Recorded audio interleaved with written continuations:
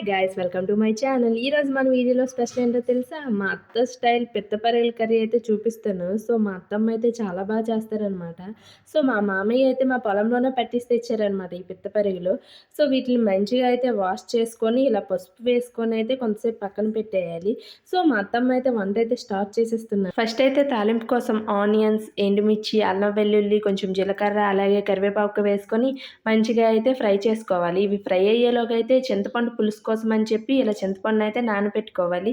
So మంచిగా అయితే వాటిని ఫ్రై చేసుకొని ఇంకా పెరుగులైతే అందులో వేసేసుకోవడమే. సో మా అత్తమ్మ అయితే ఈ కూర చాలా బాగా వండుతారనమాట. ఒకసారి ఈ స్టైల్లో మీరు ట్రై చేసేయండి, చాలా బాగుంటుంది. విలేజ్ స్టైల్ అనమాట.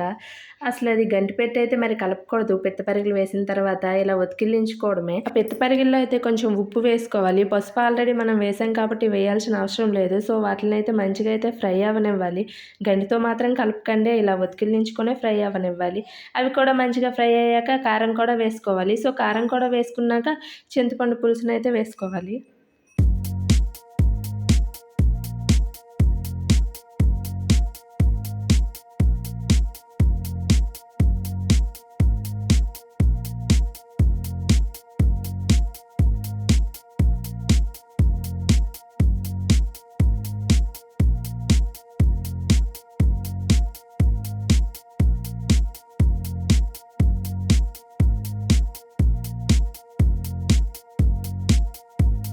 చింతపండు పులుసు వేసాకైతే గంటితో అయితే కలుపుకోవచ్చు. సో అది బాగా మరిగాకైతే కొంచెం షుగర్ వేసుకోవాలి. ఇంకేముంది, షుగర్ వేసాక కొంతసేపు మరిగితే చాలు, మన పులుసు అయితే దగ్గర పడిపోతుంది. సో పెరుగుల పులుసు అయితే రెడీ.